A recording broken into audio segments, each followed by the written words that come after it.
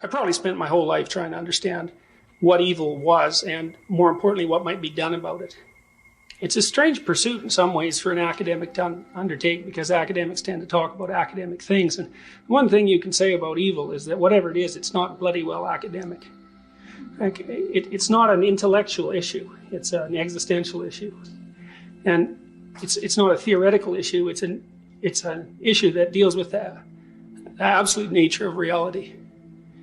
And I guess sometimes I think that people who go into academia to shield themselves from having to ask questions about the absolute nature of reality.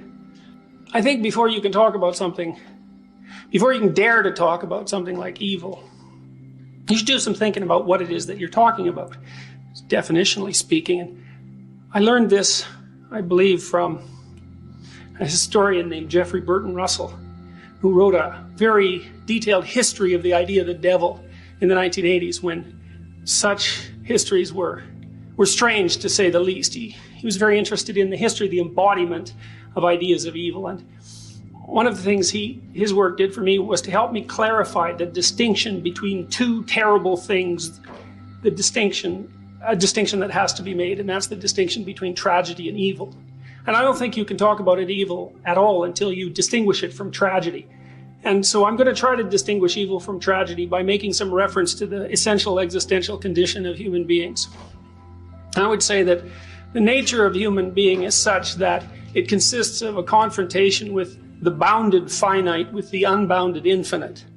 And that those are the bare facts of the matter. And the facts are that the world of experience as it presents itself to us is literally and not metaphorically complex beyond our capacity to understand. And that means that people deal in a real sense on an ongoing basis with the infinite. And I believe that that fact is the reason why religious experience is essentially, and belief is essentially endemic to mankind. It's a human universal, and it's not because people believe. It's because human existence as such consists of a confrontation between the finite and the infinite. And religious systems merely take that into account. Now, our finitude in the face of the infinite has some inevitable consequences, and I would say those consequences are essentially the existential conditions of life. And the first of those consequences is that the finite is always overwhelmed by the infinite. It has to be, because it can't encapsulate it. And so what that means is that suffering is central to the nature of human existence. And suffering exists as a consequence of the consequences of our limitations. I mean, every single person who's alive is going to die. And every single person who's alive is going to deal with serious physical illness and mental distress. If they aren't suffering it directly, immediately, right now, on their own, it's almost inevitably the case that every single person who walks the earth is confronting the bare bones of reality at that level in the guise of an afflicted family member. And so the fact of our finitude is again, no academic issue. It's central to the nature of our being, and we're forced to deal with it on an ongoing basis. So I would say insufficiency is built into human experience, and there are existential consequences to that. Now, I read something a long time ago, and I don't remember who wrote it, but it was written about Jewish commentary on the Torah. God is omniscient, omnipotent, and omnipresent. What does he lack? And the answer is limitation. And that's a riddle and an answer of unparalleled brilliance as far as I'm concerned, because I think it speaks deeply to something about the central nature of existence itself, and that is that without limitation, there's no being. Now, that's a hard thing to understand, but I think you can understand it in a number of different ways. The first thing you might want to understand is that I play this game with my students sometimes in my class. I'll come up to a student, I'll pick them at poor victim at random and come up to them and say, okay, we're going to play a game. And they say, okay. And I say, well, you move first. Well, they don't know what to do. And the reason for that is because the limiting parameters of the game have not been defined. And as a consequence of that, they're stunned by their infinite freedom into complete immobility. And what that means in a sense is that in the absence of serious constraint, there can be no choice, no freedom, no existence. And I believe this to be fundamentally true, just as the fact that human being is vulnerable is fundamentally true. Here's another example that I think it's more personal to me. And it emerged in my imagination as a consequence of my contemplation of my son's vulnerability. So I have children. They're teenagers now. I still like them. One of the things I was really struck by when my children were little was how perfect they were. And I believe that was the benevolence of God, in a sense. Children are tremendously difficult. They're a tremendous responsibility. But they're so perfect, and they manifest that perfection in such a remarkable way that's the payment for taking on the responsibility of bringing them into being and caring for them. And the thing about being a parent is that the vulnerability of people is made manifest to you in a way that was never the case prior to that. And it's haunting and it's beautiful, but it's also exactly right in a way. And I was thinking, well, look at my son. He's a little kid, and you got to chase after him all the time. He can get sick. People hurt him. People are going to be mean to him. He's going to be disappointed in his life.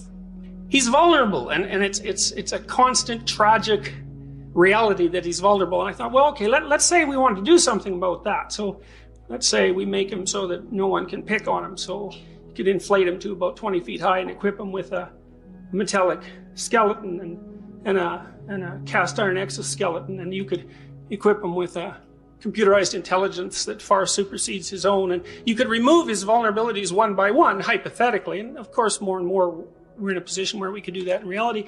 And one of the things I realized right away was that as you remove the vulnerabilities, you remove the thing you love. And then I started to understand more deeply that vulnerability was a precondition for human being, and that was a desirable precondition, because the things about human existence that are wonderful and remarkable are so integrally tied up with vulnerability that they're actually inextricable.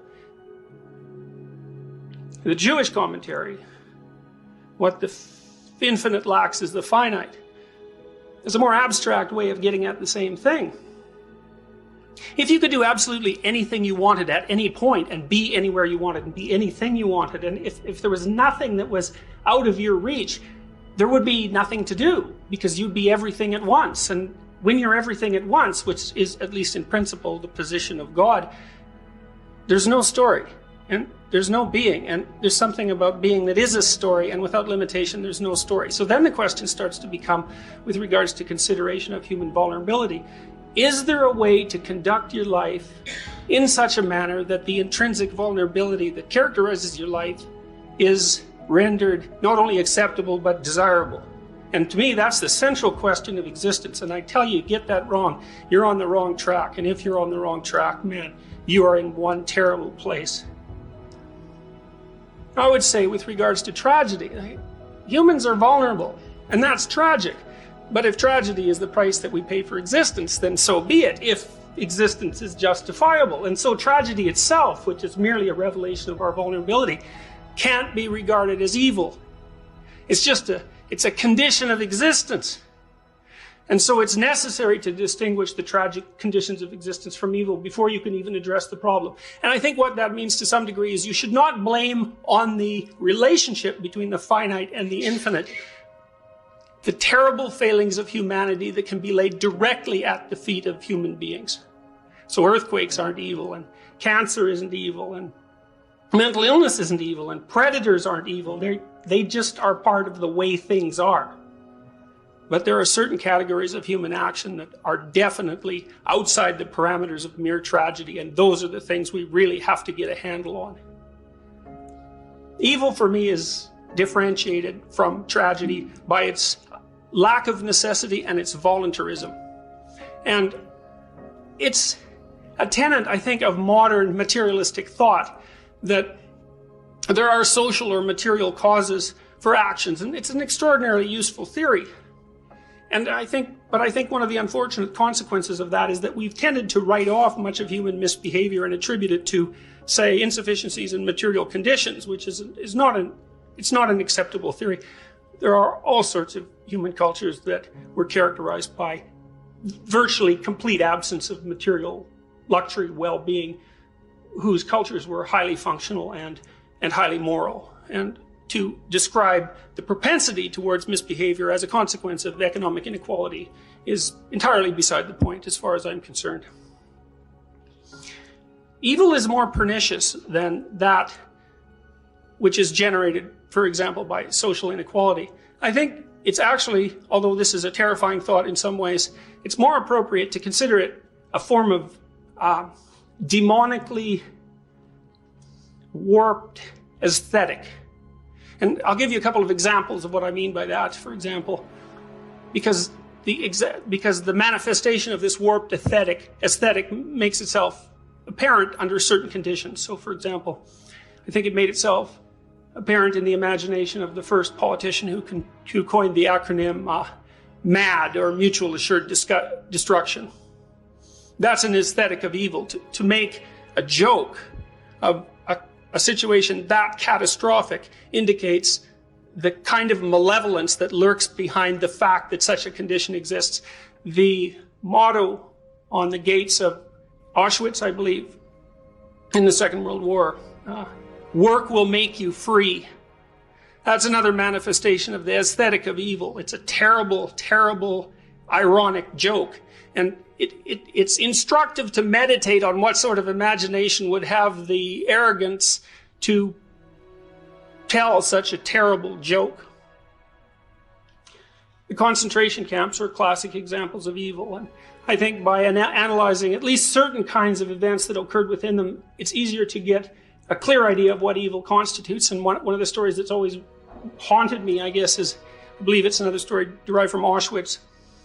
The prison guards in Auschwitz would take the prisoners who were already stripped of their dignity and, to whatever degree possible, their identity and their culture and their language and their status as valuable beings, and yet that wasn't sufficient. They needed to be tortured in addition to that before they were killed. And the torture often consisted of self-evidently counterproductive work.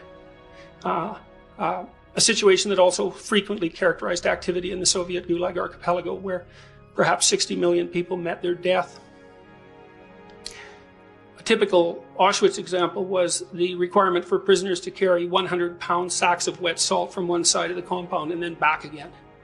Now that's evil as far as I'm concerned, and you have to think about it from an aesthetic perspective, in a sense, because it's a celebration of horror. And it's a conscious attempt to violate the conditions that make life itself tolerable. And it's aimed at dehumanization, destruction of the ideal, and at an even deeper level, revenge against the conditions of existence itself. I've tried to understand the developmental pathway that leads to acts like that. My academic research, as well as my clinical experience, has revealed to me that what appears to lie at the bottom of motivation for the excesses of behavior that characterize evil are two tightly causally related factors. One, arrogance, another, resentment.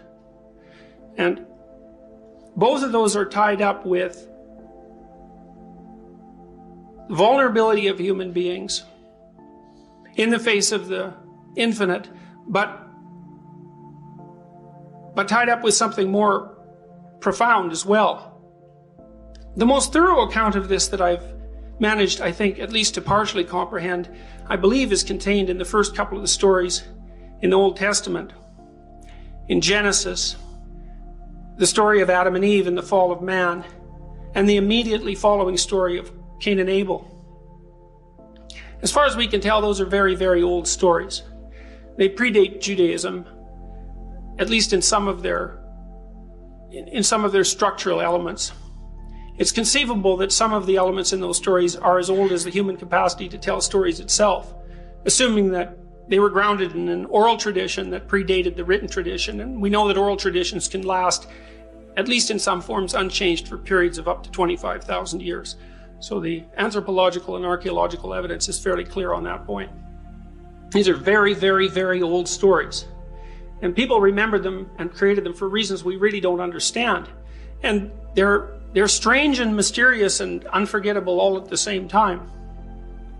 The story of Adam and Eve, as far as I can tell, is the story of the coming of consciousness, the coming of self-consciousness to mankind.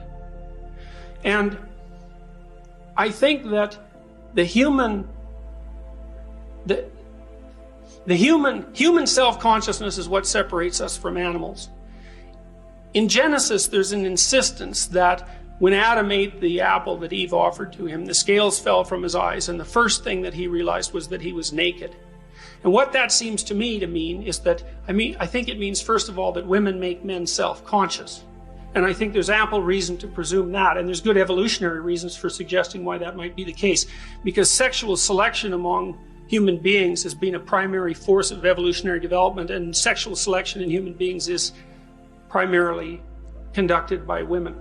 So, for example, as Roy has pointed out in his address to the APA a few years ago, and I hope I get this right, twice as many of your relatives were women as men. And that means that women are more frequently reproductively successful than men, and that they reject most men. And the rejection of a man for reproductive purposes by a woman is the most serious form of rejection that's possible from an evolutionary point of view, because the judgment is that, well, you might be nice enough to talk to, but you're sure not fit to have your genes propagate into the next generation. So it's no wonder that women can make men self-conscious, and I think there's some reason to presume that it's the sexual selection forces that women placed upon men that drove rapid human cortical evolution and the development of self-consciousness.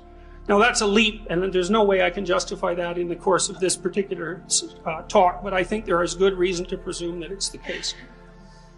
In Genesis, human beings become self-conscious, and the first thing that happens to them is that they realize they're naked, and then the next thing that happens to them is they develop the moral sense to tell the difference between good and evil. And it's a very strange thing, because in some sense, before a creature is self-conscious, there is no distinction between good and evil, because as I said before, a predator is not evil, it's just a predator.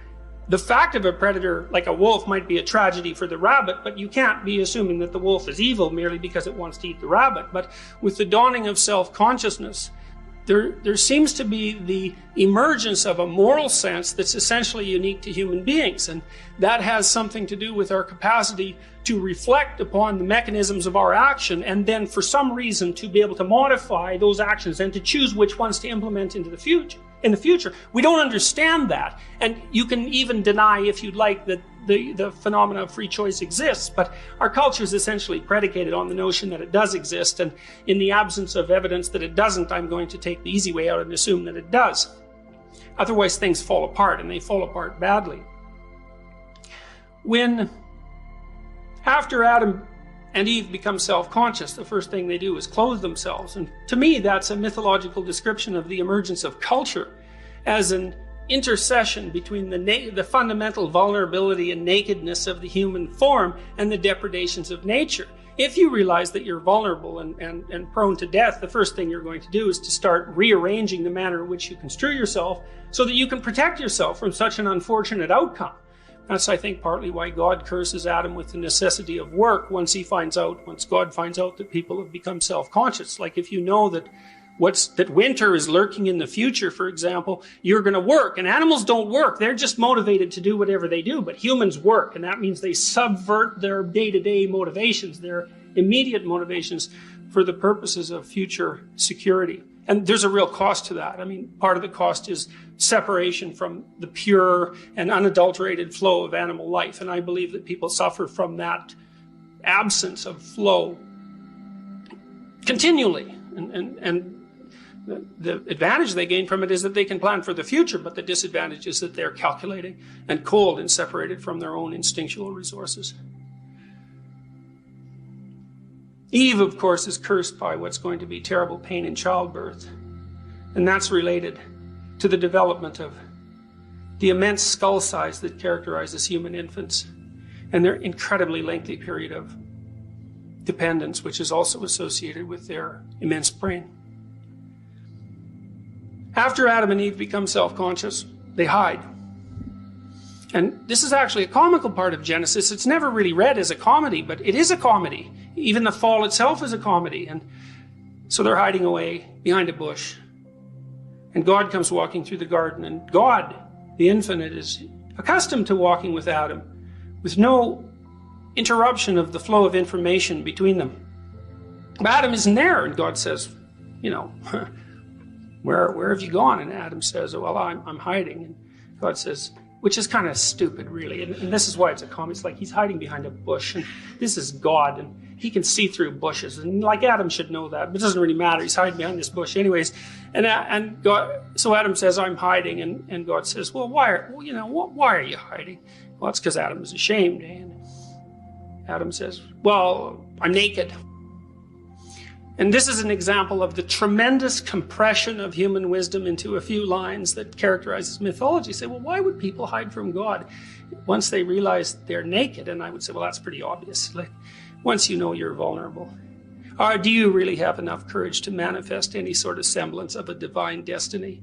Well, the answer to that is pretty much clearly no, and it's no bloody wonder. And so the hiding is, people hide when they're self-conscious and vulnerable. And what do they hide from? They hide from their deepest destiny, and it's no wonder. God says, okay, yeah, well, you figured that out, how that happened. And Adam says, and this is comical too, well, it's the woman's fault, which I think is really funny, and which actually may have been the original sin and not the eating of the apple, right? The first time that the man blamed the woman for his self-conscious misery, I think that's the real fall and not the rise of self-consciousness itself. Anyways, we know the rest of the story. God says, oh, well, the cat's out of the bag now, you know you're vulnerable, and from here on in, history starts. You're out of paradise. You're out of unconscious identification with the natural world. You're going to work. You're going to sweat. Lots of the time it isn't going to work.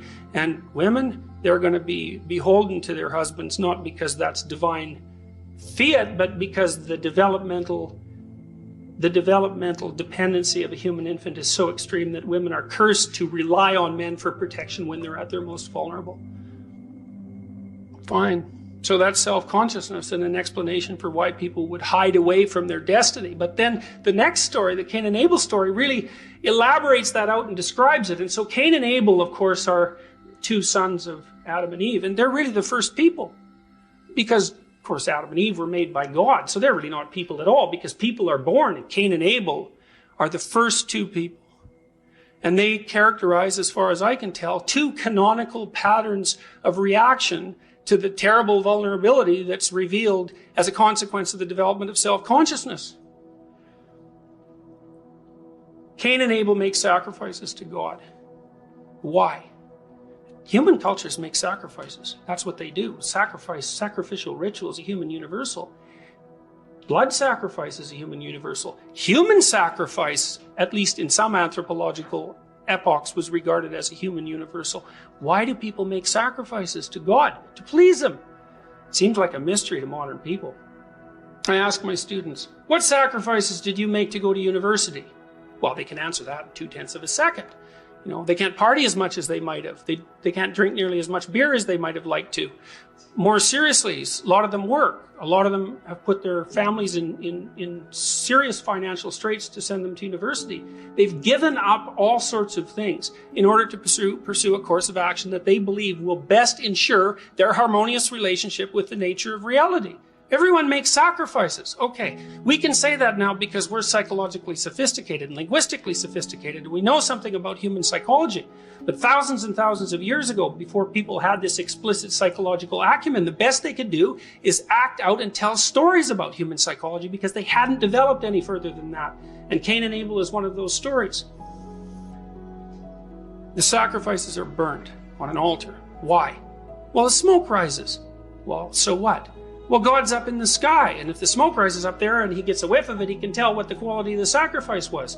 And you can laugh about that, and you can think about it as primitive, but it's not primitive. It's artistic, and it's beautiful, and it's accurate. And here's why: is because before the invention of the electrical light, and maybe before the invention of fire, and the closest a human being could ever get to direct confrontation with the absolute unknown was to look up at the night sky.